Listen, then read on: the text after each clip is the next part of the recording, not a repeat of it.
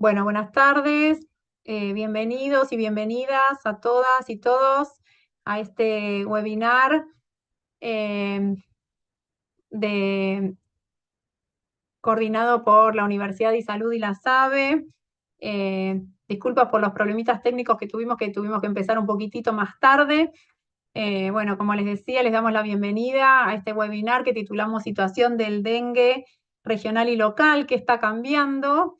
Antes que nada me presento, soy Analía Urueña, soy médica especialista en medicina interna y en infectología y dirijo el Centro de Estudios para la Prevención y Control de Enfermedades Transmisibles de la Universidad de Salud y soy la actual vicepresidenta de la Sociedad Argentina de Vacunología y Epidemiología. Me estará acompañando hoy en esta coordinación Analía Rearte, que es médica pediatra y epidemióloga, exdirectora nacional de epidemiología del Ministerio de Salud de la Nación y actual presidenta de la Sociedad Argentina de Vacunología y Epidemiología. Bueno, como les decía, les damos la bienvenida a este webinar que pretende ser más que nada un encuentro destinado a abordar la creciente preocupación por esta enfermedad que es el dengue. En nuestro país, lamentablemente, cada año suma más casos, que provoca más fallecimientos y que pone bajo una enorme presión a nuestro sistema de salud. Así que sabemos que para enfrentar el dengue no tenemos tratamientos específicos y que no alcanza con la atención y las respuestas inmediatas. Por eso es fundamental concientizar sobre la importancia de la prevención y el control, ya que cada uno de nosotros puede jugar un rol muy importante en esta reducción de casos. Este año, como ustedes saben, seguramente todos los oyentes y todas las personas que están participando de este webinar, contamos con una herramienta adicional en lo que es la prevención, que es la vacunación. La vacunación abre una nueva oportunidad en la prevención, en la lucha contra el dengue. Sin embargo, sabemos que la vacuna, aunque es súper valiosa, no va a ser suficiente para controlar completamente esta enfermedad.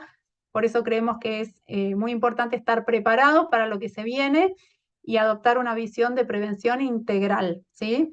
Como siempre se viene manejando.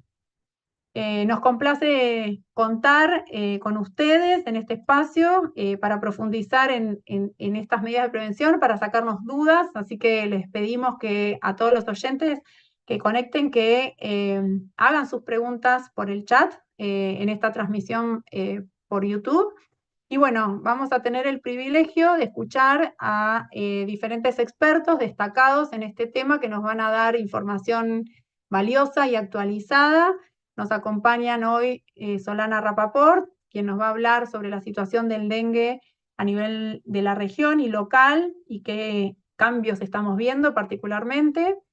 La doctora Andrea Uboldi también nos va a resumir la estrategia integral de prevención y de control. Y el doctor Pablo Bombey, quien va a abordar el tema de seguridad de la vacuna y nos va a compartir la experiencia desde los centros de vacunación privados. Así que bueno, sin mucho más preámbulo, le voy a dar la palabra a Analía Rearte para que presente a la primer disertante.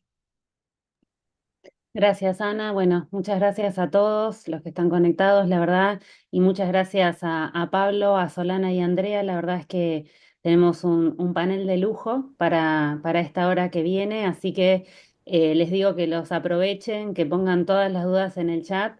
Y entonces les voy a presentar a Solana, así ya arrancamos con ellos, que son las estrellas de la tarde.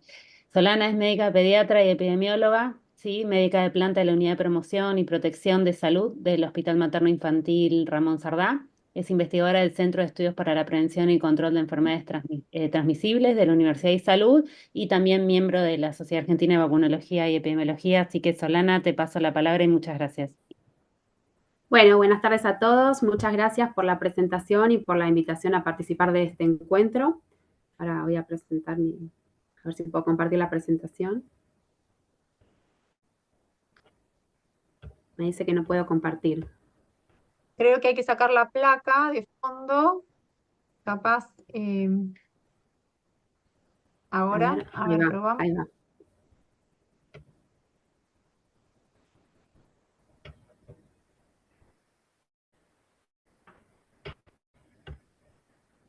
¿Ahí se ve bien? Perfecto.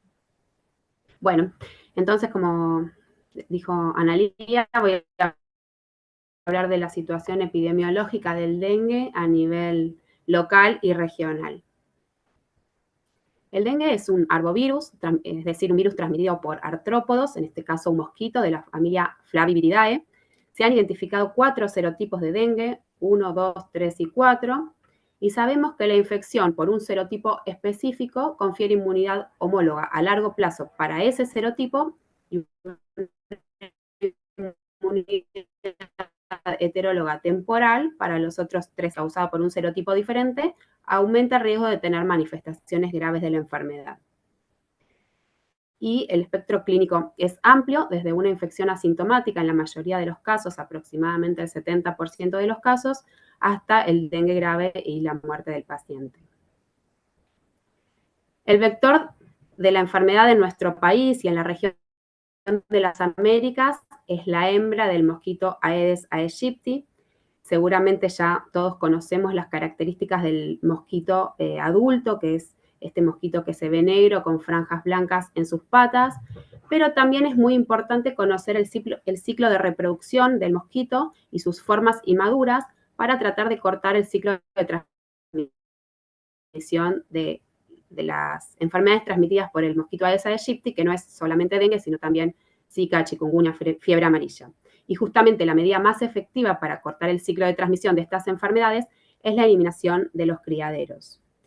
El mosquito tiene hábitos domiciliarios, peridomiciliarios, es decir, que lo vamos a encontrar adentro de nuestras casas o alrededor de nuestras casas y de nuestros lugares de trabajo. La hembra del Aedes aegypti va a depositar sus huevos en las paredes internas de recipientes que puedan acumular agua. Esos huevos pueden mantenerse viables en condiciones de sequía por varios meses, incluso hasta un año, y cuando las condiciones ambientales sean las adecuadas y los huevos estén cubiertos por agua, esos huevos van a eclosionar y dar lugar a las larvas que crecen y se desarrollan en pupas, y aproximadamente una semana después de la eclosión de los huevos, emergen del agua los mosquitos adultos para continuar con su ciclo de vida. El dengue es un problema creciente para la salud pública a nivel mundial por diversos factores. Por un lado, el cambio climático, con aumentos progresivos de la temperatura, especialmente en áreas templadas, favorece el desarrollo del vector. También el aumento de la población mundial en áreas urbanas, que se da de una manera rápida y desorganizada, y aumenta la densidad poblacional, favoreciendo también la diseminación de la enfermedad. Las condiciones de vida precarias, como la falta de acceso a agua potable, que obliga a la población a acumular agua en recipientes caseros, que generalmente son descubiertos, y la inadecuada recolección, sumado a los viajes y las migraciones y las fallas en el control de vectores. El dengue es actualmente la arbovirosis más importante a nivel mundial en términos de morbi-mortalidad. Su incidencia ha aumentado en el mundo en las últimas décadas y según estimaciones de la Organización Mundial de la Salud, cerca de la mitad de la población mundial corre el riesgo de contraer dengue y cada año se producen entre 100 y 400 millones de infecciones. Es una enfermedad endémica en más de 100 países que históricamente concentraba su carga de enfermedad, su mayor carga de enfermedad, aproximadamente el 70%, en Asia, pero esta situación está cambiando y en el año 2024 casi el 80% de los casos mundiales de dengue se presentaron en América Latina. Y el dengue no está limitado a estas zonas, sino que se está extendiendo a nuevas zonas, incluido Europa, en países como Italia, España y Francia. La situación en la región de las Américas es similar a la situación mundial en cuanto a el aumento de la incidencia en las últimas décadas. Pasamos de 1,5 millones de casos acumulados en la década del 80 a más de 16 millones de casos entre 2010 y 2019. Y como pueden ver en el gráfico, la tendencia es ascendente y el año 2024 fue el año con mayor número de casos reportados en la región, donde se presentaron más de 12 millones de casos y el año aún no terminó y está por comenzar nuevamente las temporadas en países como Brasil y Argentina. Y representó una tasa de letalidad del 0,06%, que es superior a la tasa propuesta como aceptable por la OMS o PS, que es de 0,05%. En cuanto de dengue circulan en la región y en muchos países circulan 2, 3 y hasta 4 serotipos simultáneamente, aunque los que predominan por el momento son los serotipos 1 y 2.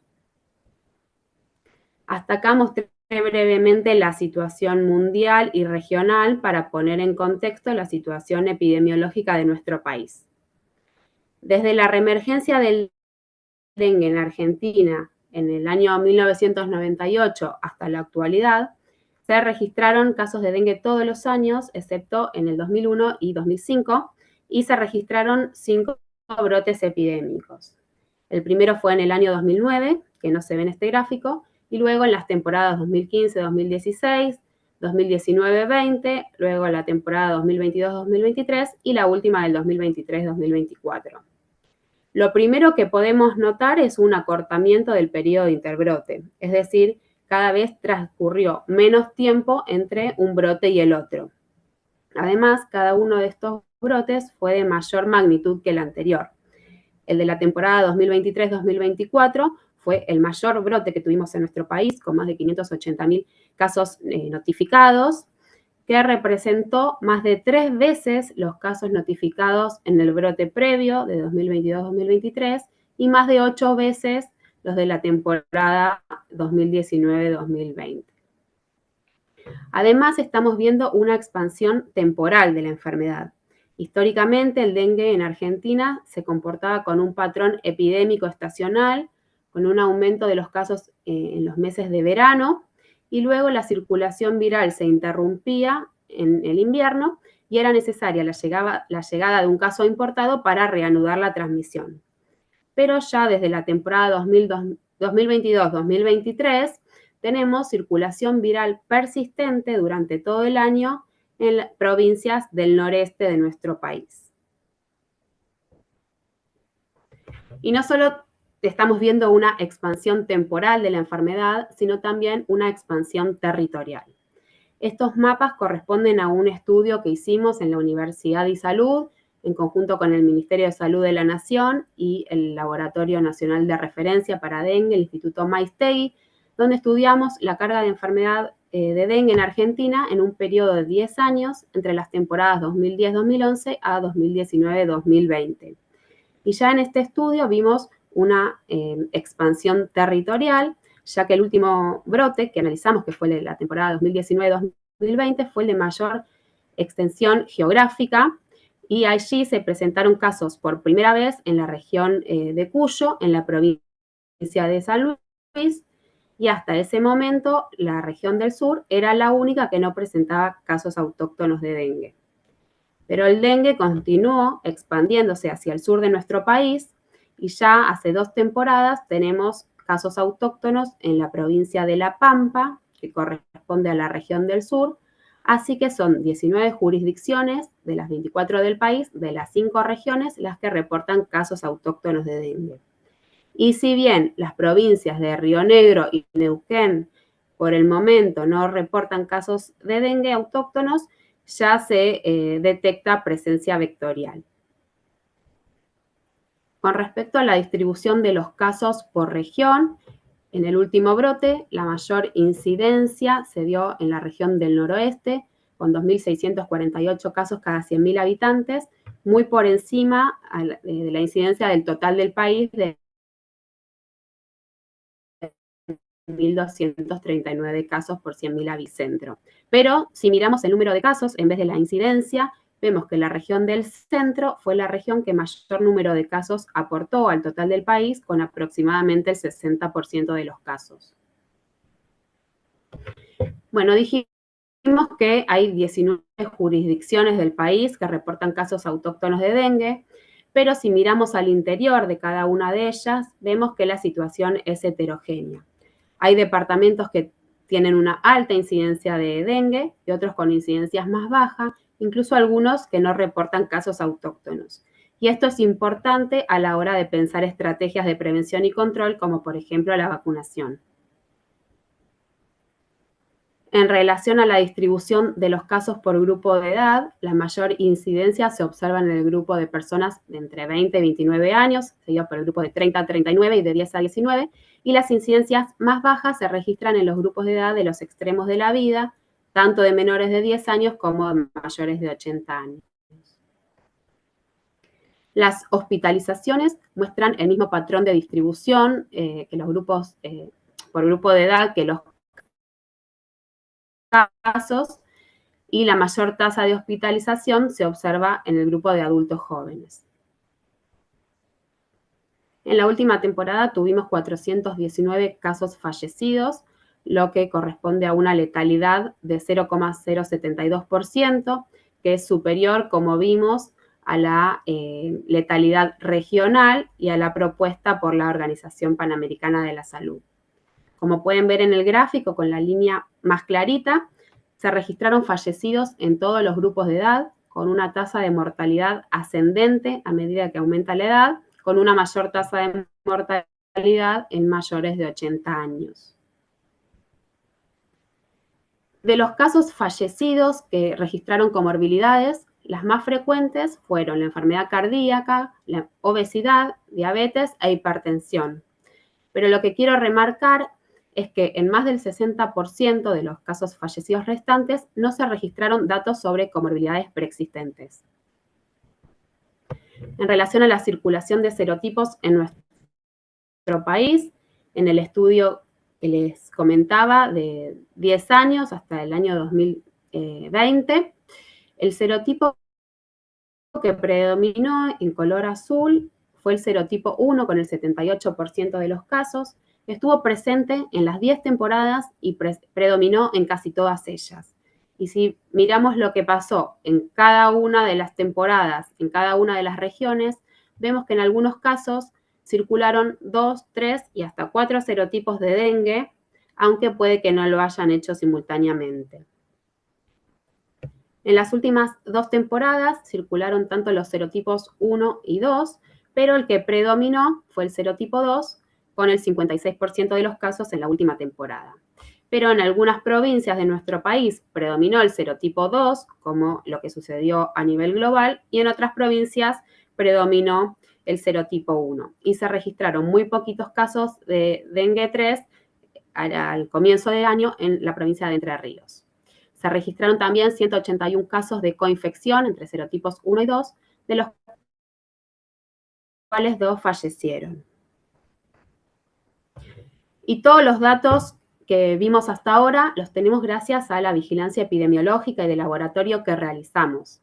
La vigilancia epidemiológica es uno de los componentes de la EGI-Dengue, de la Estrategia de Gestión Integrada para la Prevención y Control del Dengue, propuesta por la Organización Panamericana de la Salud hace ya algunos años y a la que Argentina adhiere. Es fundamental tener un sistema de vigilancia epidemiológica que sea sensible para poder captar cada caso sospechoso y desencadenar oportunamente las acciones de prevención y control. Recordemos que el dengue es un evento de notificación obligatoria, que la notificación se realiza a través del Sistema Nacional de Vigilancia de la Salud, el SNVS, que idealmente la notificación es inmediata, es decir, en las primeras 24 horas de la detección del caso y ante caso sospechoso. No hay que esperar la confirmación del laboratorio, la confirmación del caso, porque eso nos haría perder tiempo para llevar a cabo las acciones de prevención y control. Y para finalizar, como comentarios finales, vimos un aumento de la morbimortalidad por dengue en Argentina, en la región y en el mundo. El dengue se ha ido expandiendo temporal y espacialmente en todo nuestro territorio nacional, que los años epidémicos se suceden cada vez con menor intervalo entre ellos, que hace 2 temporadas tenemos persistencia de la circulación viral durante todo el año en la región del noreste, que hay cocirculación de diferentes serotipos, lo que plantea preocupaciones con respecto a la reexposición y a la gravedad de los futuros casos, que tenemos una proporción considerable de casos fallecidos sin comorbilidad conocida, y entonces comprender las tendencias epidemiológicas es clave para definir las políticas públicas de prevención y control. Muchas gracias. Bueno, muchas gracias, Solana. Les recordamos a todos que cualquier pregunta, duda, lo vayan anotando en el chat, así después al final de todas las presentaciones podemos responder las dudas. Le damos el paso a Andrea. Gracias, Andrea. Andrea Uboldi es médica pediatra infectóloga y se está tomando este tiempo. Ella actualmente es la secretaria de Salud de la provincia de Santa Fe y fue nuestra vicepresidenta de la Sociedad Argentina de Vacunología y Epidemiología hasta hace muy poquitito, así que gracias, Andrea. Un placer. Bueno, muy buenas tardes. Gracias por este espacio y vamos a compartir con ustedes pantalla. Básicamente yo me voy a referir a preparándonos en esta temporada para dengue, específicamente estrategias de prevención y de control de dengue. Bueno, no tengo ningún conflicto de interés, al contrario, estoy muy interesada en esta temática. Bueno, me pareció interesante posicionarnos en el rol del sistema de salud y de cada uno de nosotros, independientemente de dónde trabajamos, con esta situación de dengue.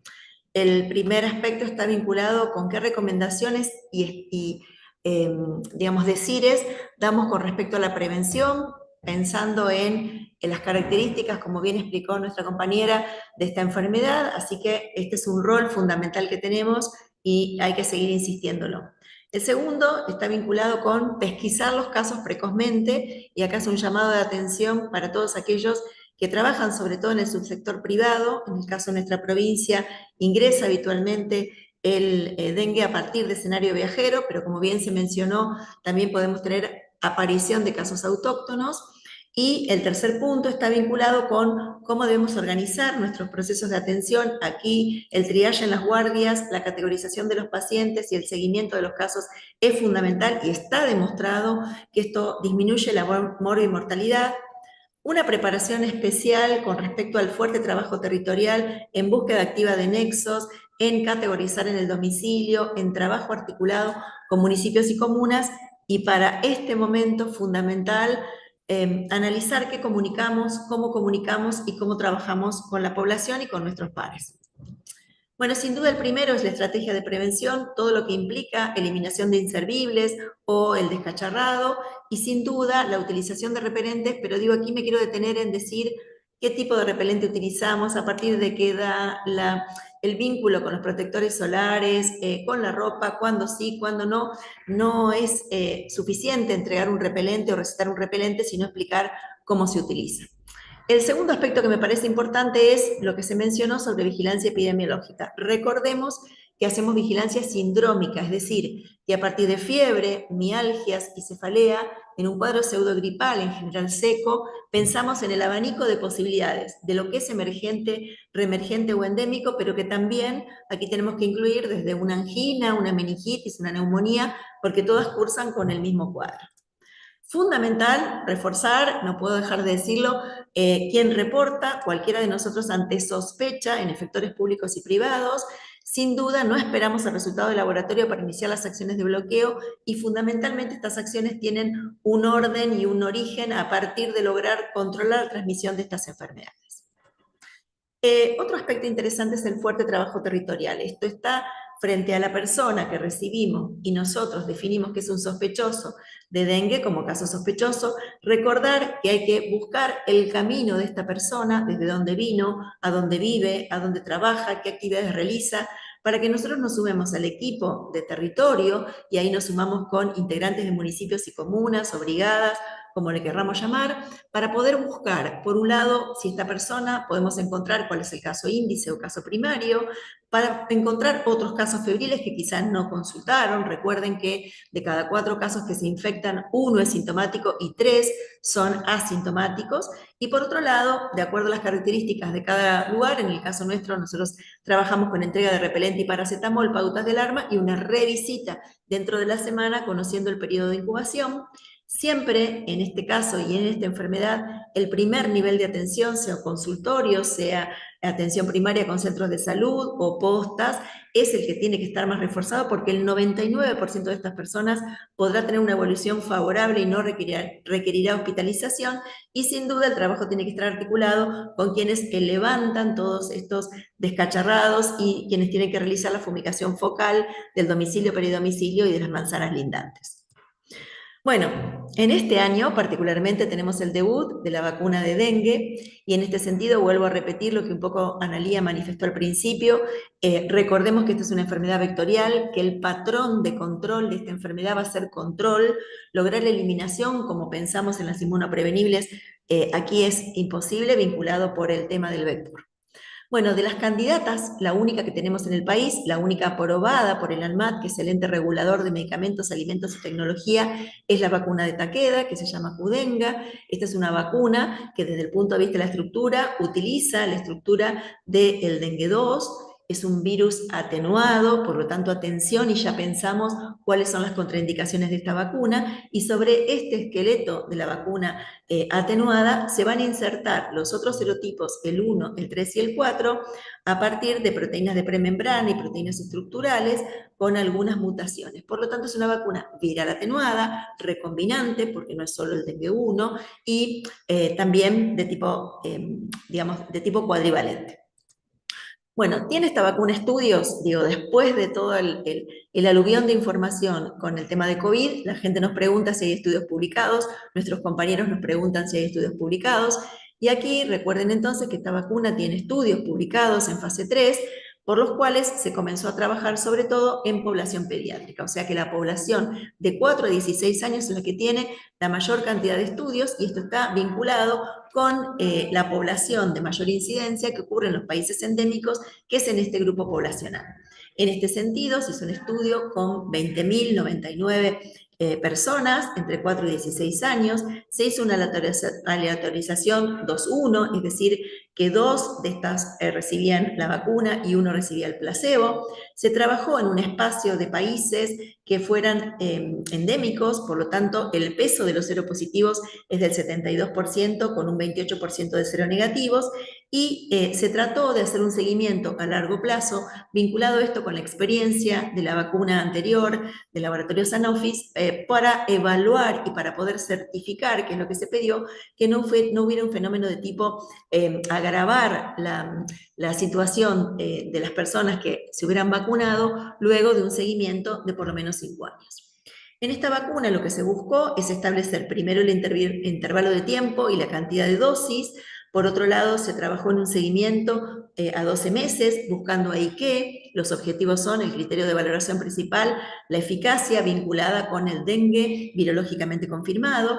También los criterios de eficacia secundaria estuvieron vinculados con la hospitalización y la gravedad, y se hizo un seguimiento a 18 meses, y como yo marqué antes también, la posibilidad de este seguimiento a largo plazo, también buscando datos de eficacia y datos de seguridad.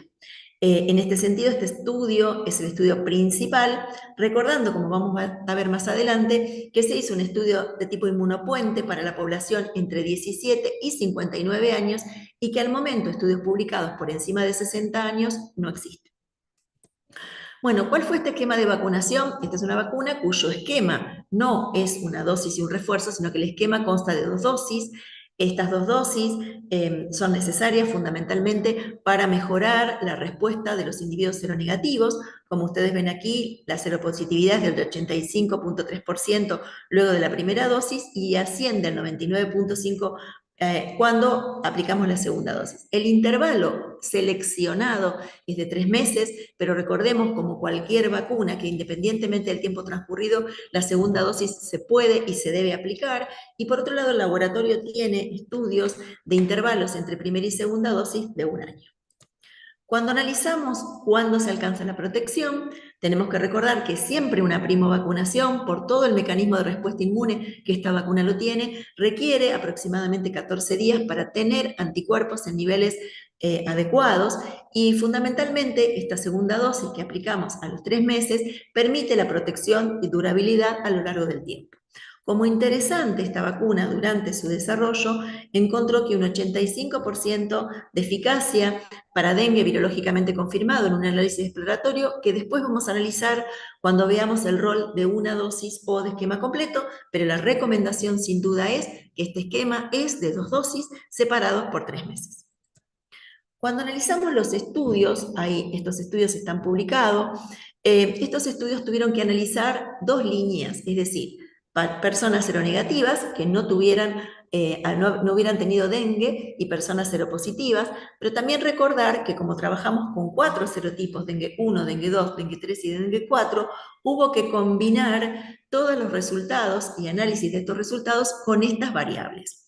Lo que se encontró fundamentalmente, como ustedes ven aquí expresado, es que en el caso de los seropositivos esta vacuna se comporta como una cuadrivalente y está demostrado para dengue 1, 2, 3 y 4 en efectividad, en eficacia y sobre todo también para formas graves y complicaciones, y que cuando analizamos el grupo de los seronegativos, como ustedes ven sobre todo, para dengue 1 y dengue 2 hubo una respuesta de eficacia, pero para dengue 3 y para dengue 4 no fue posible, en el caso del 4 por la baja incidencia y con alguna información un poco controvertida para el dengue 3, por lo tanto queda pendiente, sobre todo en los seronegativos, esta evaluación de eficacia para el 3 y para el 4.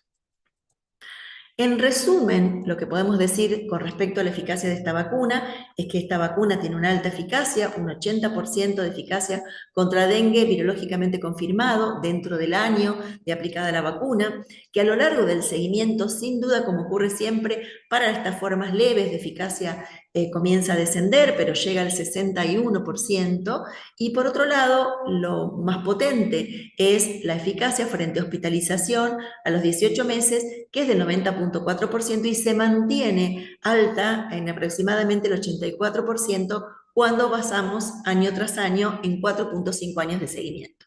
Como era interesante volver a marcar que más allá de esta eficacia para dengue virológicamente confirmado y para dengue con riesgo de hospitalización o de complicaciones, hay una diferencia si la persona es seronegativa o si la persona es seropositiva, como vimos en los estudios.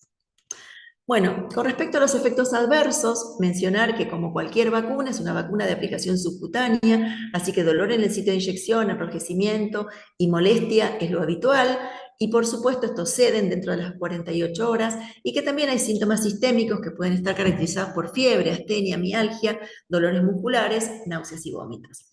Como interesante, como es una vacuna viral atenuada y es replicativa para producir su respuesta inmune, es interesante que en el estudio DEN 205 se observó viremia, es decir, confirmación del virus vacunal a partir del estudio con un diferencial en frecuencia en personas seropositivas. Aquí se presentó en el 16%, mientras que fue más frecuente esta viremia en personas seronegativas, lo cual es correcto y es lógico, porque en el caso de los seropositivos ya habían estado expuestos al virus y en el caso de los seronegativos era una primoinfección.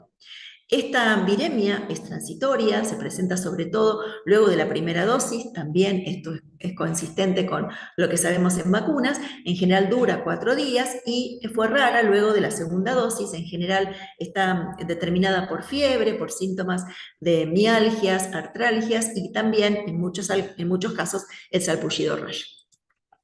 Bueno, con respecto a esta vacuna, ¿qué sabemos con respecto a mujeres en edad fértil? Como es una viral atenuada, por el momento hay una recomendación de postergar el embarazo durante un mes. Con respecto al embarazo, no hay estudios de seguridad de la vacuna, por lo tanto en este momento se encuentra contraindicada durante el embarazo. Y con respecto a lactancia, no hay estudios en las mujeres lactantes, por lo tanto, como no hay estudios y no se ha identificado aún el virus en leche materna, tomamos el modelo de las otras vacunas virales atenuadas como fiebre amarilla, fiebre hemorrágica, y por el momento no se puede excluir el riesgo para los recién nacidos y está contraindicada durante la lactancia. Como contraindicaciones generales es una vacuna viral atenuada y recordamos que cualquier persona que se encuentre en un cuadro de enfermedad febril aguda, como cualquier vacuna grave, no lo vacunamos. Y sí recordar que en el caso de los inmunocomprometidos, fundamentalmente aquellas personas por inmunodeficiencia congénita o adquirida, quienes estén cursando enfermedades oncohematológicas, quienes reciben terapia inmunosupresora y quienes reciben altas dosis de corticoide, tienen contraindicación de esta vacuna. Bueno, en esta gráfica yo quise poner un poco el resumen de la evidencia. Me parece interesante mencionar que entre 4 y 16 años, como vimos, la inmunogenicidad, es decir, la respuesta de anticuerpos, la eficacia, es decir, la protección frente a dengue, virológicamente confirmado y hospitalización, los efectos adversos y seguridad, y la efectividad de la vacuna, por supuesto, no va a estar demostrada hasta que no podamos enrolar muchas más personas en el mundo real y encontremos los resultados, es muy sólida entre 4 y 16 años. Con respecto a 17 y 19 años, como ustedes saben, lo que se hizo fue un estudio de inmunogenicidad a partir de un estudio inmunopuente. Ya aprendimos con el COVID lo que son los estudios inmunopuentes. En este sentido, recordemos que para poder comparar y encontrar la no inferioridad de la respuesta inmune a través de los títulos de anticuerpos de dengue, será muy importante que nosotros trabajemos con individuos de tipo seronegativos. Por eso este estudio se realizó en una población naïf, en este caso en Estados Unidos, de seronegativos, entre 18 y 60 años, como para poder buscar seguridad e inmunogenicidad comparativa con el estudio pivotal, que fue el estudio DEN 301. Y con respecto a 60 años o más, por el momento no existen datos publicados. Sin duda el laboratorio ya ha planteado los estudios próximos para el año que viene, en los cuales Argentina va a ingresar. Bueno, ¿qué sabemos con respecto a las recomendaciones? Desde el punto de vista individual, es una vacuna aprobada entre 4 años y sin límite de edad por el ANMAT. Esta es una recomendación que se comparte con la Unión Europea. Y desde el punto de vista de la recomendación como medida sanitaria, ¿dónde nos ubicamos?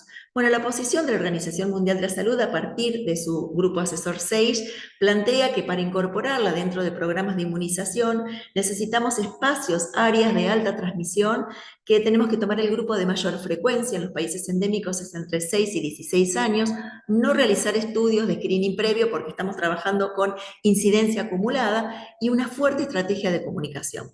En el caso de la CONAIM, el objetivo de la estrategia será focalizada, vinculada con disminuir la mortalidad por dengue, trabajar con una serie de indicadores, priorizando los departamentos en los que vamos a considerar incidencia acumulada, 2009 a 2024, densidad poblacional, determinantes sociales como acceso al sistema de salud, al agua potable, a las cloacas, la cantidad de médicos vinculados con cantidad de habitantes, un antecedente que pudiera ser la cobertura vacunal de VPH o cobertura en adolescentes, y comenzar con las edades de mayor incidencia entre 15 y 19 y entre 20 y 39, como bien se mostró, que es el grupo donde tenemos la mayor incidencia acumulada, y también esto se repitió durante el 2024 y sobre todo en el 2024, por lo menos en nuestra provincia, comenzó a aparecer un impacto sobre todo en la población adolescente. Bueno, solo para contarles, nosotros nos embarcamos este año por una decisión de nuestro gobernador en pensar una estrategia integral. Es la primera vez que el Ambiente, de Igualdad y Desarrollo, Educación, Gobierno y Secretaría de Cooperación, con una planificación en cada una de estas áreas, con una responsabilización de cada una de estas áreas y con presupuesto para cada una de las áreas, y esto se ha llamado en la provincia de Santa Fe Objetivo Dengue. En este contexto de una estrategia integrada, articulada de todos los ministerios, se acordó la adquisición de la vacuna, y en este sentido, en la provincia de Santa Fe, se comenzó a trabajar con una estrategia de vacunación segmentada, focalizada, nominalizada, progresiva y dinámica. Se trabajó en capacitación en los equipos de vacunación y comenzamos nosotros nuestra primera etapa con el grupo de mayor desafío, los adolescentes y adultos jóvenes entre 15 y 19. Todos los indicadores nos dicen que esta es la población más difícil para trabajar. Tenemos la encuesta de Bungibor, donde muestra que la población entre 15 y 30 años es la población que menos confianza tiene en las vacunas y más vacilación o rechazo tiene. Y en una segunda etapa, por una decisión del gobernador, se definió cuidar a los que nos cuidan, así que aquí se enroló al personal de salud, bomberos y policías entre 20 y 39 años, y en el caso de personal de salud se trabajó inicialmente con atención primaria para el 100% de estos grupos, y en el caso de los hospitales se trabajó con las guardias externas, y aquí tomamos a efectores públicos y privados de la provincia de Santa Fe, sistemas de emergencias y traslados. Y en la última etapa, que es en la que estamos actualmente, se extendió la edad de entre 40 y 59 años y se incluyó todos aquellos dispositivos territoriales desde salud y el servicio penitenciario. Bueno, ¿cómo trabajamos nosotros nuestra estrategia? Lo trabajamos con padrones. Ustedes saben que tenemos un sistema nominalizado desde el 2011, así que buscamos padrones en todos estos grupos.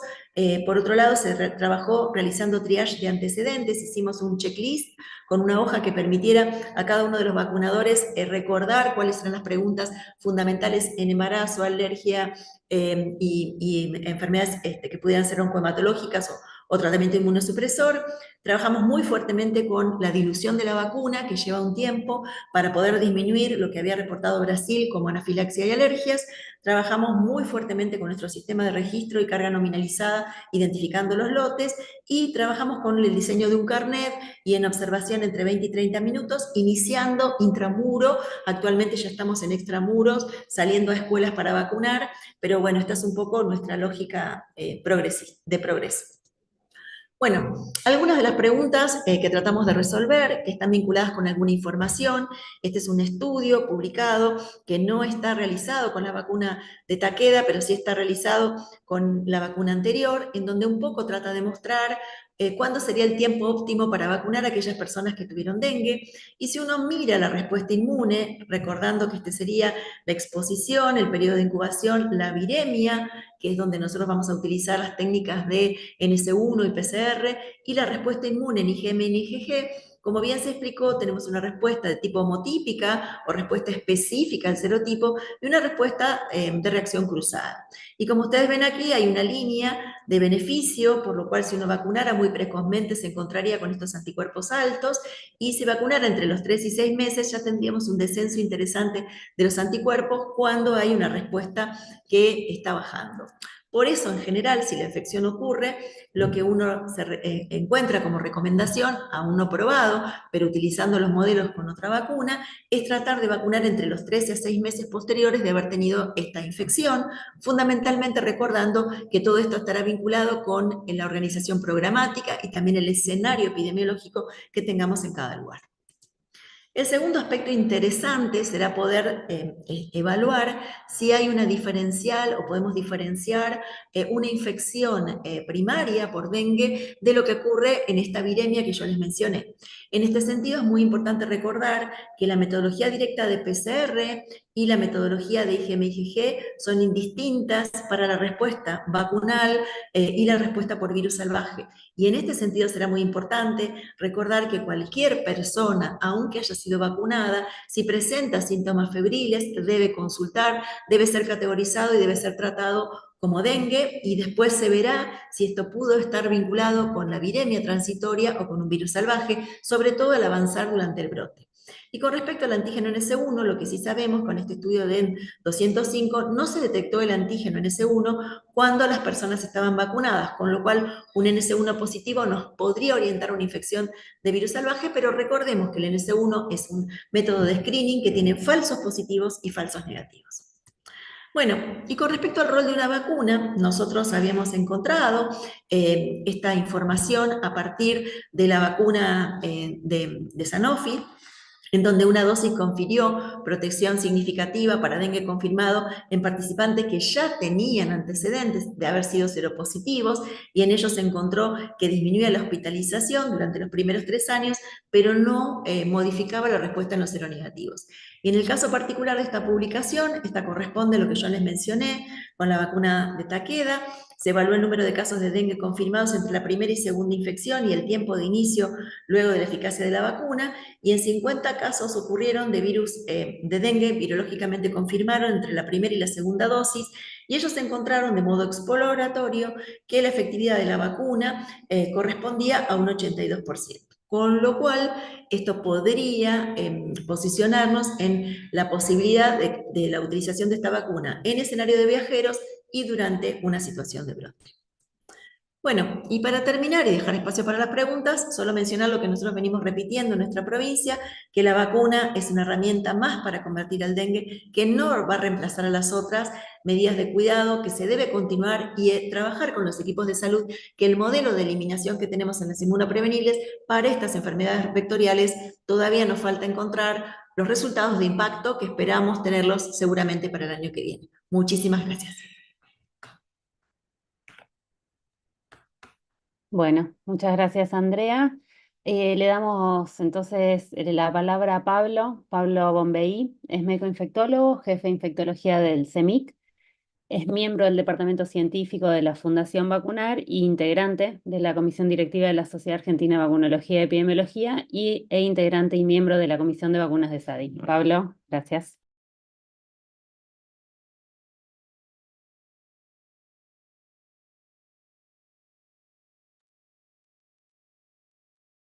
No sé si me escuchan.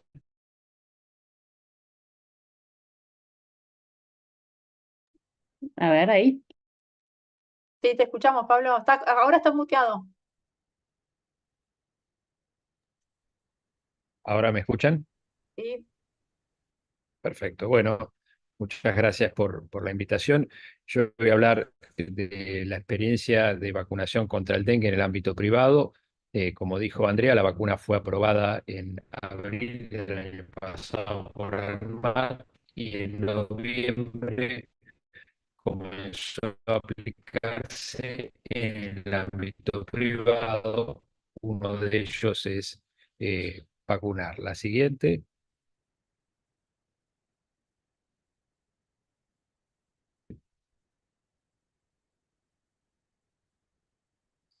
Bueno, les cuento un poco. Vacunar, para aquellos que no conocen, es una cadena de centros de vacunación que están ubicados en la ciudad de Buenos Aires Perdón, y Pablo, te en escuchamos el un ámbito poquito del Gran Buenos cortado. Aires. También tiene un servicio de vacunación a domicilio y el Departamento Científico de la Fundación Vacuna. A ver, Te déjenme ver escuchamos un un poquito segundito, ¿eh? cortado por ahí. Capaz que te conviene apagar la cámara a ver si fluye mejor el audio. A ver, ¿ahí me escuchan? ¿Se escucha mejor? Sí. ¿Se escucha mejor? Bueno, avísame si se sigue escuchando entrecortado y vemos a ver si hay alguna otra alternativa. Ahí va Vacunar, el mejor. departamento científico presta apoyo, bueno, presta apoyo en la capacitación del personal, en información para los profesionales, información para la comunidad sobre distintas enfermedades inmunoprevenibles y se desarrollan eventos científicos dirigidos a profesionales de la salud. Y además se interactúa con las autoridades sanitarias. La siguiente. Son 18 centros entonces de vacunación, pero veamos la siguiente. Les cuento un poco en la vacuna contra el dengue, que es la vacuna Qdenga, que como la contó muy bien Andrea, es una vacuna virus vivo atenuado quimérica, de la cual desde el inicio, en noviembre hasta fines de agosto, se habían aplicado entre los centros vacunar, más de 107.000 dosis. Y en septiembre, hasta casi fines de septiembre, se agregaron casi 21.000 dosis más.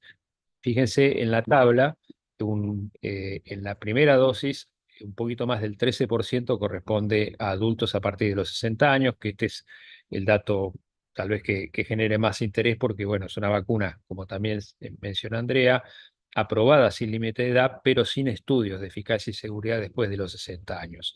Y con la segunda dosis tenemos casi un 16% de adultos a partir de los 60 años. La siguiente. Entonces, vacunar a través de la propuesta del Departamento Científico inició una vigilancia de SAVIS, efectos supuestamente atribuidos a vacunas e inmunizaciones, a través de un informe que se le daba a cada paciente, a cada persona que venía a vacunarse, para que si presentaba algún evento adverso, lo notificara a través de un canal digital o telefónico a vacunar y después a partir de eso se contactaba a la persona para poder caracterizar bien ese evento adverso y después notificarlo a las autoridades sanitarias. Lo que vimos en el primer mes post vacunación y que nos llamó la atención era un reporte, si bien la frecuencia de eventos adversos reportadas era muy baja, un reporte mayoritariamente de exantema asociado a la vacunación. Esto se daba con la mediana de tiempo entre 7 a 10 días post vacunación, y si vemos la siguiente, fueron alrededor de 15 casos reportados, en los cuales también pedimos apoyo en el análisis de los casos al área de dermatología del Hospital Muñiz y también el doctor Tomás Orduna, que forma parte, en ese momento estaba en el Hospital Muñiz y tiene alta experiencia en dengue. Si podemos ver la siguiente, que es parte de esta diapositiva, exacto, ahí son los 15 primeros casos de exantema, fueron notificados, fueron dados a conocer y los publicamos, están publicados en la revista Medicina. La mediana edad fue de 35 años, los síntomas concomitantes más frecuentes fueron prurito, fiebre o febrícula y también cefalea. Y como dije antes, el exantema se presentó con una mediana de 7 a 8 días post vacunación. Todos los casos evolucionaron favorablemente. La incidencia, considerando los vacunados hasta ese momento, era de 1.2 cada 1000 vacunados. Y todos, muchos recibieron antihistamínicos, algunos casos corticoides, pero todos con evolución favorable. Esto fue lo primero que nos llamó la atención y pudimos notificar. La siguiente. Bueno, y ahora en el Congreso de la SADI de fin de octubre, de fin de septiembre, perdón, presentamos los datos del análisis que hicimos de seguridad de la vacuna hasta abril, semana 16 del 2024, desde el inicio de la vacunación, de todos los ESAVIS reportados hasta ese momento que nos habían notificado, que nosotros también reportamos. Hicimos un cálculo de la incidencia cada 1000 vacunados y se analizaron distintas variables demográficas, intervalos de la vacunación y caracterizamos los ESAVIS y el tratamiento que había sido requerido. Y uno de los objetivos principales fue analizar si había diferencias entre ESAVIS en mayores de 60 o a partir de los 60 años y menores de esa edad. Este fue un estudio aprobado por comité de ética. Si vemos la siguiente. Entonces, la primera parte de los resultados, sobre casi 59.000 dosis aplicadas, se registraron 117 ESAVIS. Mayormente fueron con la primera dosis, como ustedes ven allí, 2.4 cada 1000 vacunados y menos con la segunda dosis. Ahí en la tabla 1 están distribuidos por dosis y por grupo etario, donde no hay diferencias significativas entre los grupos etarios. En la tabla 2 ustedes pueden ver también las características de la población. La edad en años, la media fue de 38.2, más de sexo femenino. Un 26% de las personas que tuvieron ESAVIS tenían una comorbilidad y mayormente los ESAVIS que nos notificaron y que nosotros luego notificamos fue con la primera dosis. Hubo 3 ESAVIS graves, 2 reacciones anafilácticas, un síndrome nefrótico que requirieron hospitalización y todos evolucionaron favorablemente. Vemos la siguiente. En cuanto a la frecuencia de los ESAVIS reportados, como ustedes ven ahí en la figura 2, arriba a la izquierda, el exantema siguió siendo lo más común, como habíamos detectado inicialmente. En segundo lugar, fiebre o febrícula, luego cefaleas, mialgias, artralgias y astenia y otros. Y como ustedes ven en la figura 3, el tiempo transcurrido, lo más común fue entre el día 7 y el día 10, con una media de 7.2 días post vacunación. Y también fue frecuente, como se ve en la figura 4, la combinación de síntomas.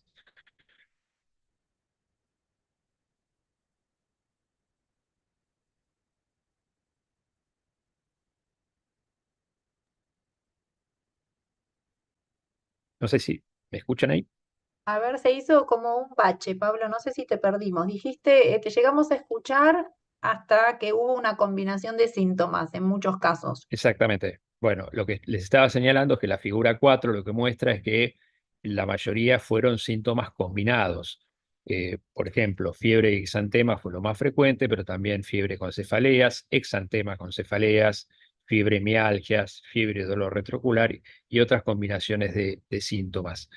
Entonces, estos fueron los ESAVIS más frecuentemente reportados. La siguiente, que si cuando analizamos la incidencia en mayores y menores de 60 años, vemos que no hubo diferencias en cuanto a la tasa de 2.0 cada 1000.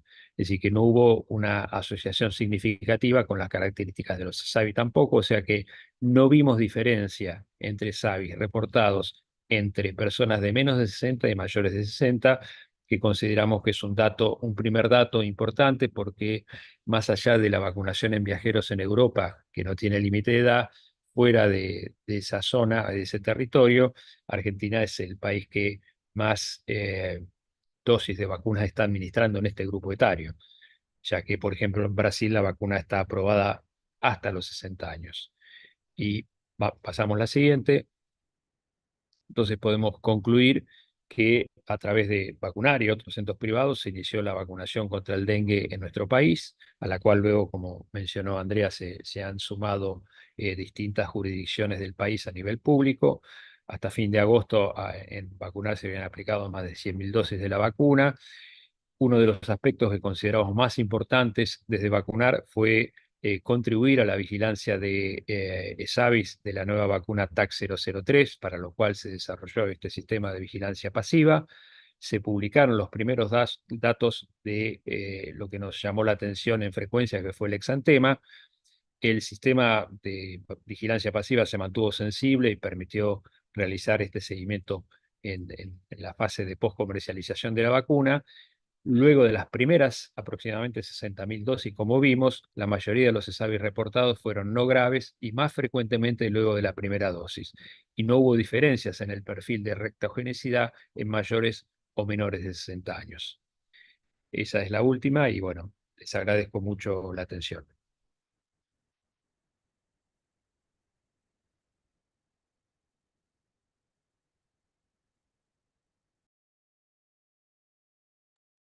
Bueno, muchas gracias, Pablo. La verdad que es súper claro. Me parece que esto da como una, una foto, un poco, ¿no? De lo que fue hasta ahora la vacunación y un poco de tranquilidad también sobre lo que es la experiencia de vacunación que se está lanzando ahora desde la salud pública, ¿no? Y lleva un poco también de tranquilidad conocer estos datos que son más aportados desde el sistema privado a lo que va a ser la vacunación del sistema público, que por ahí después Andrea sí también nos va a comentar seguramente.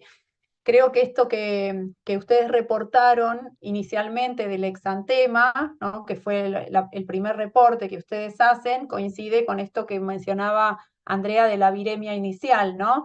Que ha surgido en los estudios y que, bueno, entendemos que es algo esperable, obviamente, en una vacuna a virus vivo y atenuado, es esperable que podamos tener esta viremia y este exantema que entonces ya no nos llama tanto la atención o no nos asusta por lo menos tanto, ¿no?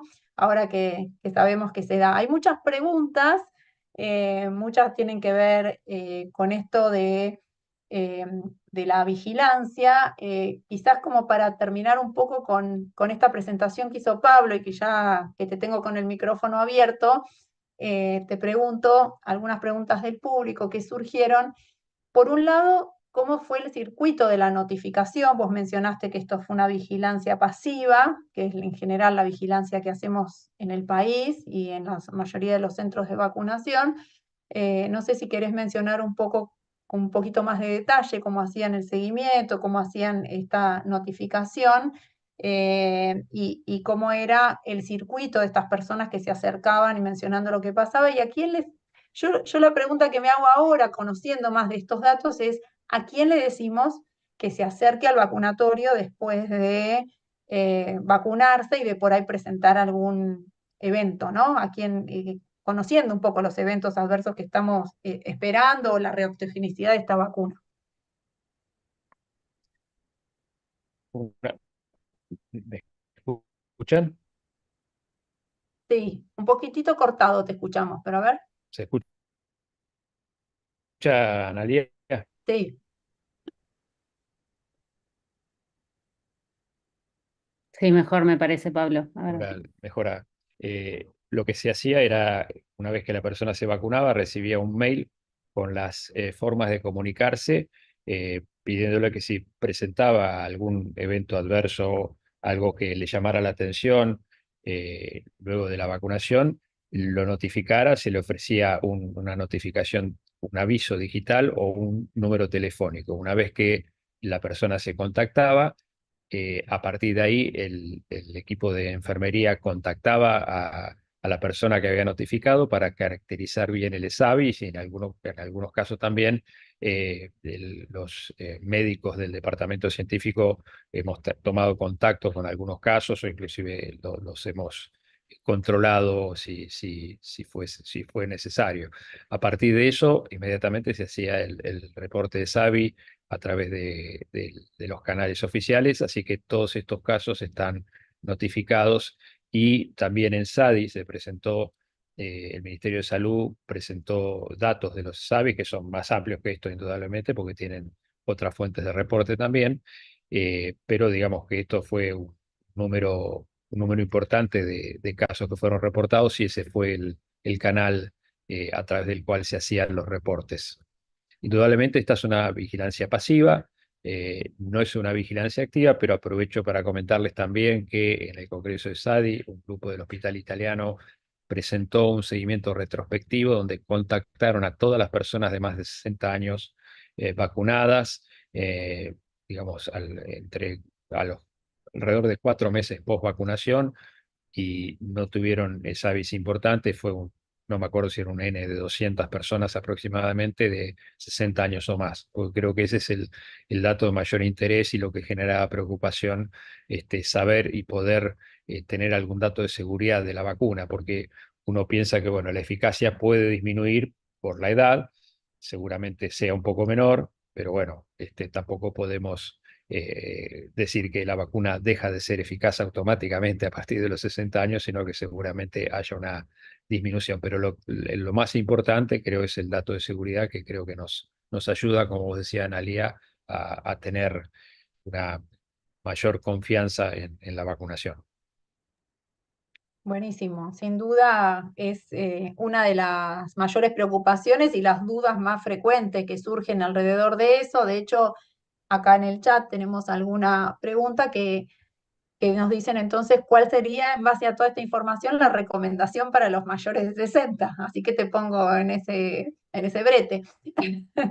Ah, no, bueno, a ver, yo he tenido muchas consultas de personas de 60 años o más que han venido a consultar acerca de la posibilidad de vacunarse. Yo siempre pongo por un lado el escenario, el contexto epidemiológico, si es una persona que tiene riesgo de enfermedad, y por otro lado también sabemos que la edad, los datos que mostró Solana de mortalidad, si bien por suerte la mortalidad es baja, eh, muchos de los casos fatales se dieron en personas de mayor edad y también con comorbilidades que también aumentan con la edad. O sea que el riesgo existe, es un poquito mayor en las personas a partir de los 60 y de ahí en más. Entonces, uno pone en el contexto todo. Yo explicaba que no tenemos datos de estudios de seguridad y eficacia, pero que la vacuna está aprobada por la autoridad regulatoria. Es decir, que no es que uno está haciendo una indicación off-label, como se dice de la vacuna, sino que la vacuna está dentro de lo que aprobó nuestra autoridad regulatoria. Entonces, en ese contexto y en una decisión, yo diría, compartida, la persona decide vacunarse. La experiencia en general es que los casos, por lo menos que yo he tenido consulta, no lo tengo hablado para decir, de seguridad que yo mostré, pero tampoco tuve ninguna señal de eventos inesperados en las personas de más de 60 años hasta el momento. Bien, buenísimo. Sí, creo que se perdió un poquitito el audio, pero entiendo que hablabas de la consulta y la decisión compartida en estos casos, sobre todo con el médico que uno consulta a los mayores de 60, está recomendado que consulten y que vean individualmente, ¿no? Exacto. Le pregunto un poquito a Andrea en función de algunas preguntas que aparecieron en el chat. Si querés, Andrea, recordar un poco en relación, hay varias preguntas en relación a las inmunocomprometidos y a quién se considera inmunocomprometidos.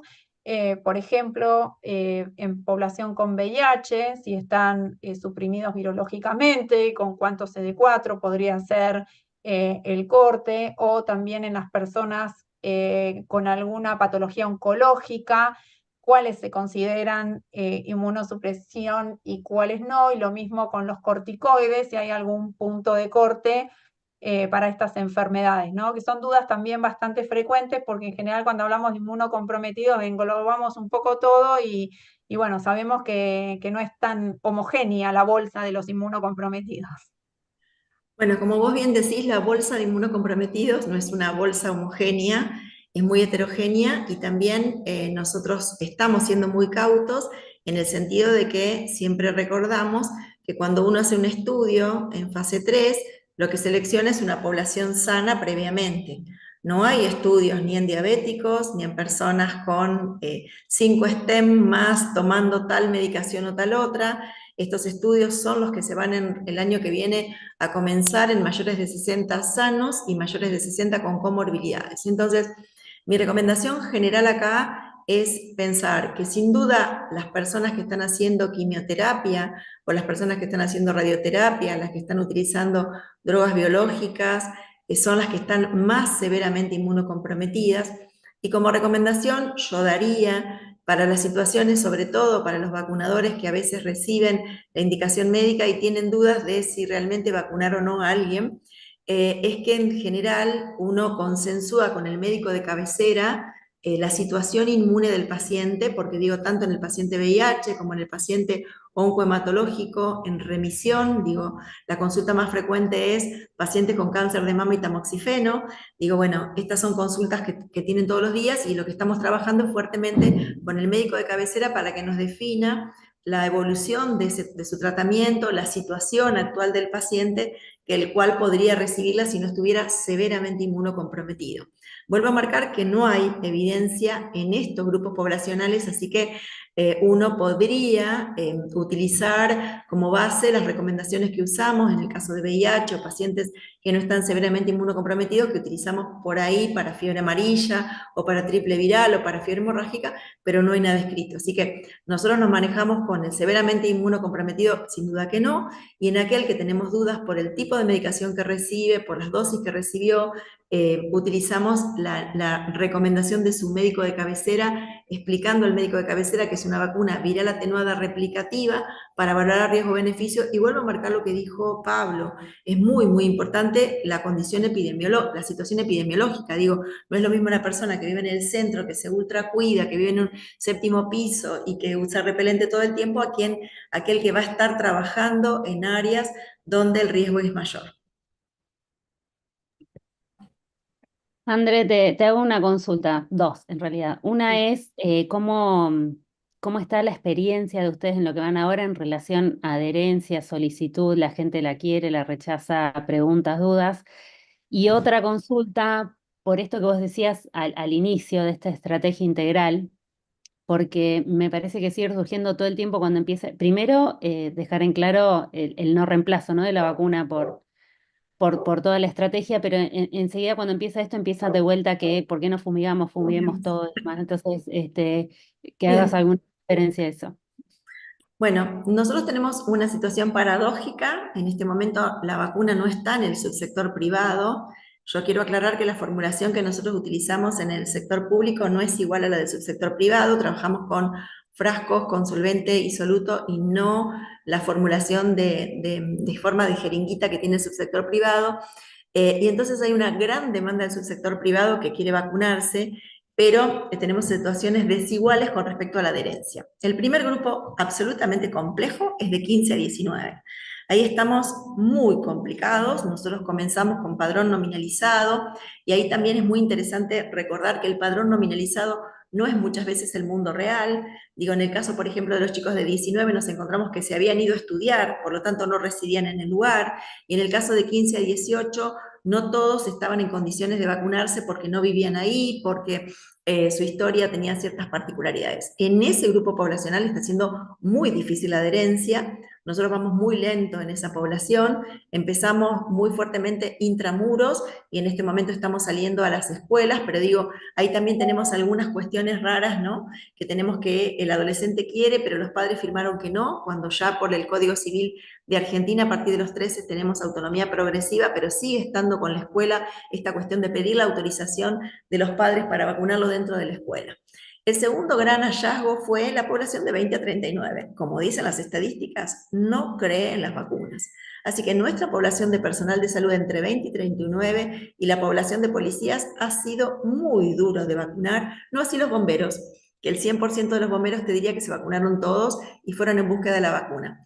Y cuando nosotros ampliamos a la población de 40 más, este grupo de 40 más, como dicen las estadísticas, cree en las vacunas, pide la vacuna, adhiere a la vacuna. Y también algunas lógicas nuevas, gente. Nos encontramos con que la vacuna estaba disponible, pero tenían que ir a vacunarse a un vacunatorio, no se querían trasladar.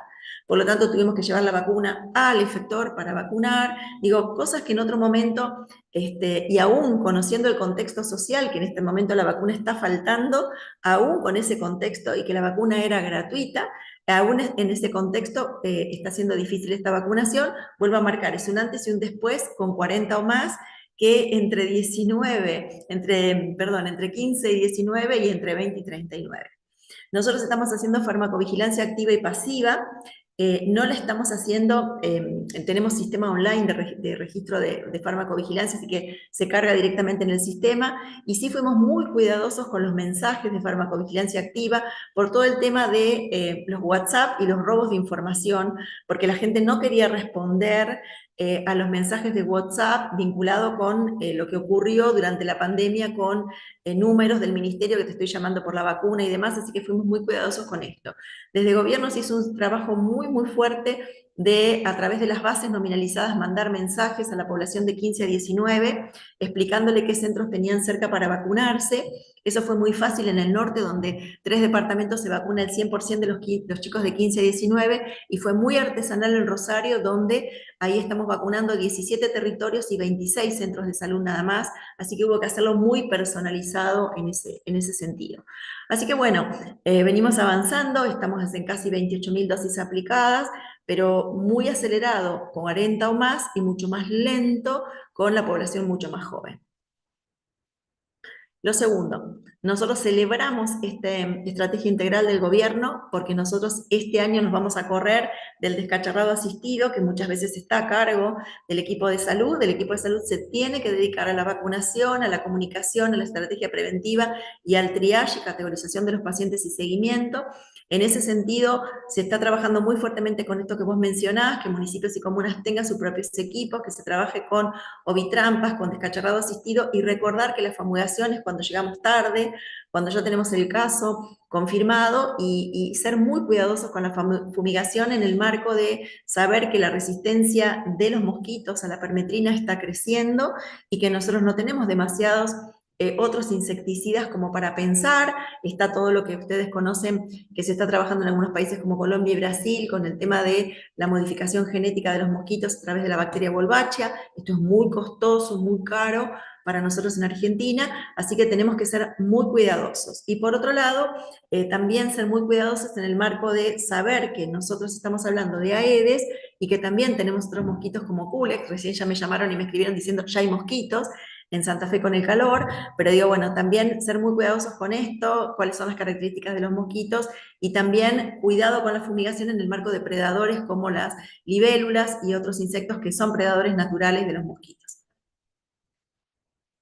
Buenísimo, Andrés. Eso me parece que es muy importante porque a veces se pide como la fumigación así, sin mucho criterio, y creo que, La propaganda de dengue está toda basada en una persona claro, fumigando un lugar. Y la verdad que nosotros en eso insistimos un montón con comunicación. No me pongan el señor fumigando, pero yo, por ejemplo, salgo por los medios de comunicación y por ahí veo que atrás mío, la pantalla de la nota periodística es el señor fumigando y te querés matar.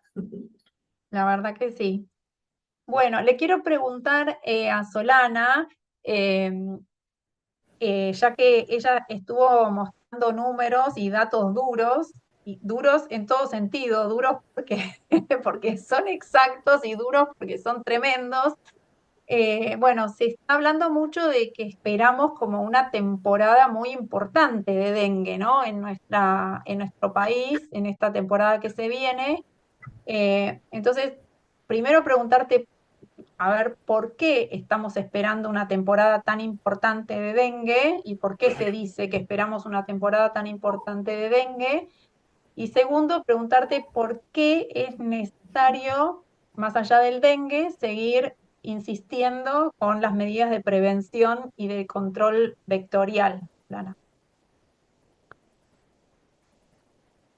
No sé si me escuchas, si está ahí. Sí, Se me fue. bueno, quisiera agregar primero un comentario a lo que... Sí, ahí estás. Quisiera agregar un comentario más a lo que decía Andrea sobre la fumigación, pero si no eliminamos los criaderos, unos días después vamos a volver a tener mosquitos y no va a dar resultado. Y con respecto a la próxima temporada, bueno, vimos que las condiciones son favorables para el desarrollo del vector y para la diseminación de la enfermedad. Vimos también las tendencias epidemiológicas. Vimos que en las últimas temporadas tenemos circulación viral persistente y entonces ya no es necesario que llegue un caso importado para reanudar la transmisión de la enfermedad. Entonces el inicio del brote podría ser más temprano. Y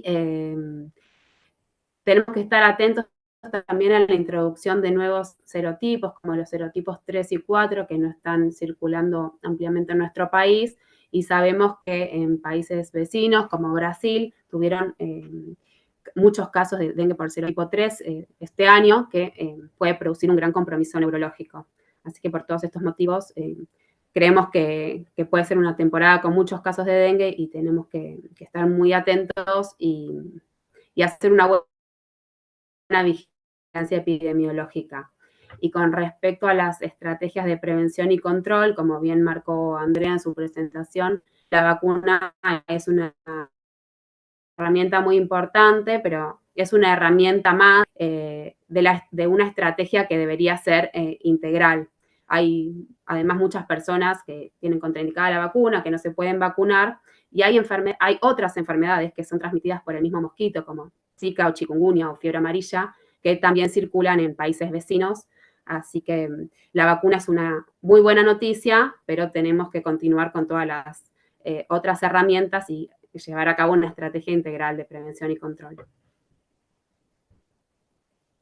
Claro, perfecto.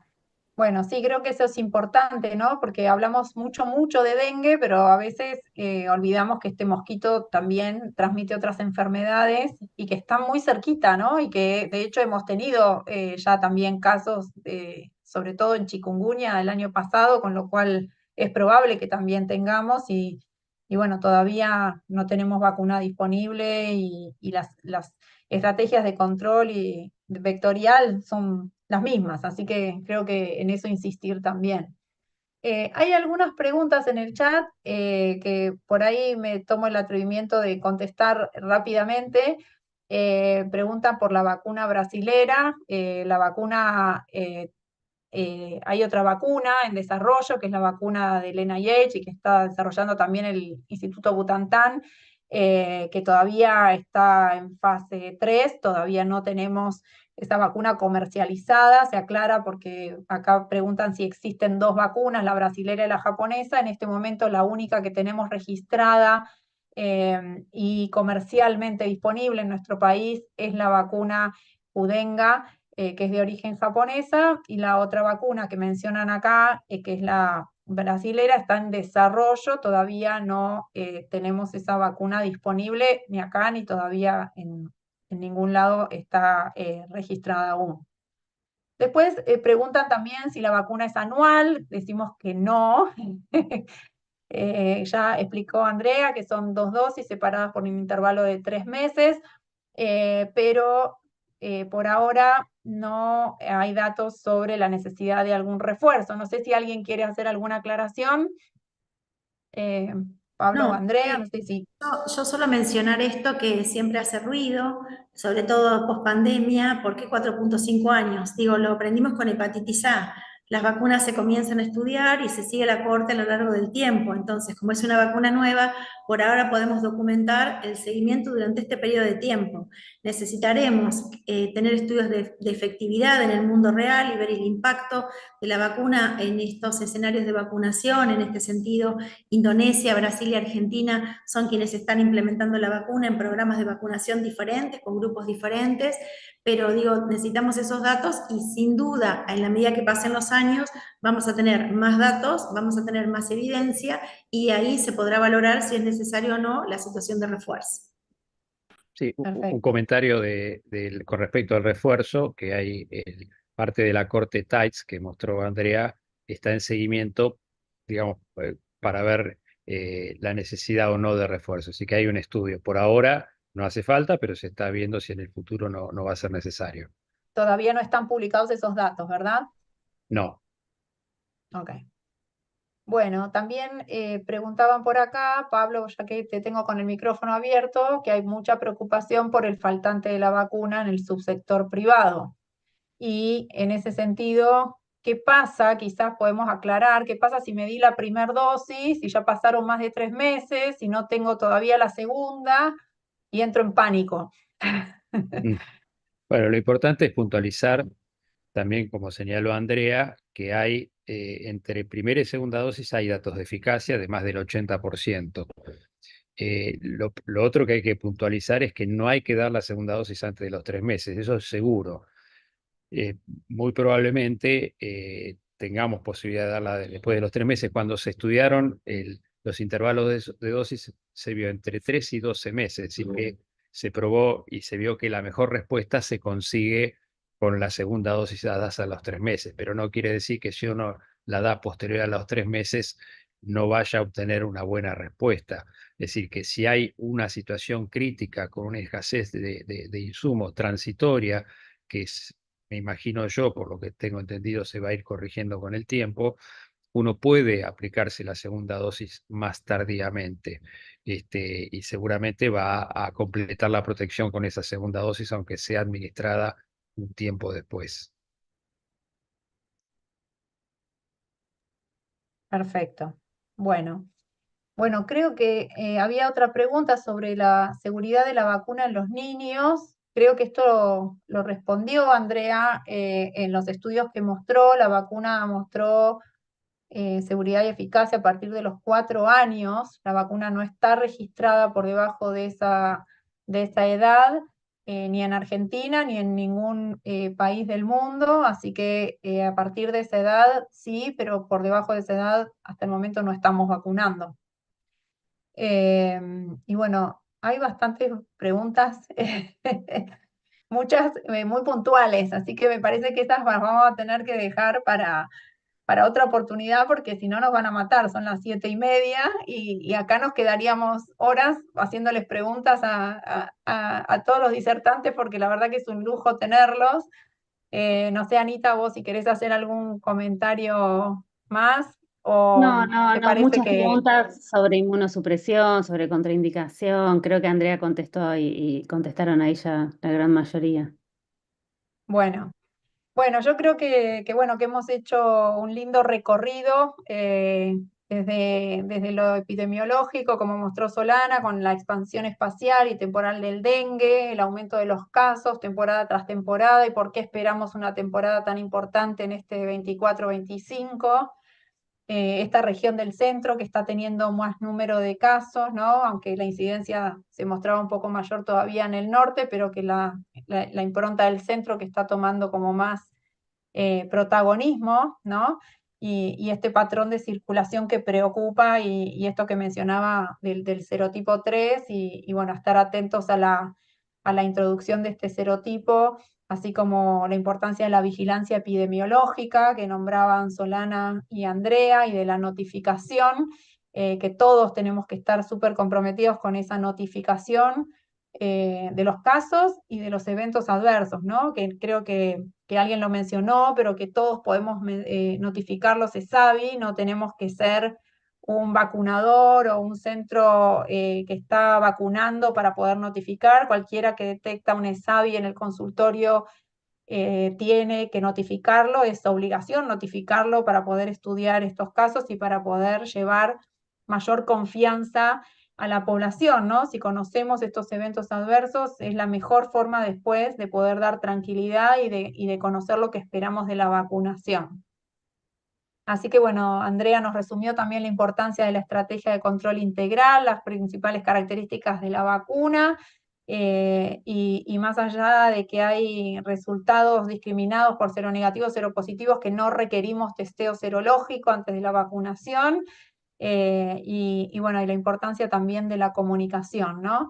Y bueno, y estos datos que nos trajo Pablo de seguridad, que creo que son muy relevantes, sobre todo en los mayores de 60, que es donde más dudas hay. Así que, bueno, por nuestra parte, agradecerles este tiempo que se tomaron para compartir con nosotros, para compartir estas experiencias. Seguramente a lo largo de las próximas semanas vamos a estar teniendo muchos más datos, porque esto se está pareciendo un poco al COVID, pero es muy dinámico, y esta cuestión de que van avanzando las distintas jurisdicciones con sus diferentes estrategias, también, bueno, nos abre un poco un abanico de lo que está pasando en vida real, que es como muy interesante, y seguramente aportaremos datos a esto de la efectividad en breve, en un futuro bastante cercano. Yo quiero cerrar agradeciendo a la SABE, a Analía, por sumarte, y a la Sociedad Argentina de Vacunología y Epidemiología, que siempre está de la mano de ISalud acompañando y trabajando en conjunto, y invitando también a sumarse a esta sociedad, a todas las personas que quieran sumarse a trabajar con nosotros, son súper bienvenidas. Y bueno, así como los esperamos en la sociedad, los esperamos descacharrando, usando repelentes, comunicando a las personas. Somos agentes de difusión de información, y este control, esta estrategia integral del dengue la hacemos entre todas las personas que trabajamos en salud, que somos agentes de comunicación, así que creo que tenemos un rol muy importante y nos depara una temporada muy activa, seguramente. El webinar, Anita, queda, entonces, para difundir también y comentar a los colegas, compañeros que no hayan podido estar, que queda grabado, así que eso es importante también. Exacto, perfecto. Así que pueden verlo tanto en la página de ISalud de YouTube como en la página de SABE. En los dos sitios van a estar colgados estos webinars para quien no pudo verla y quiere verlo. Así que bueno, finalizamos agradeciendo a los disertantes y a todos los que participaron, hicieron preguntas por esta activa participación. Esperamos vernos prontito. Muchas Gracias.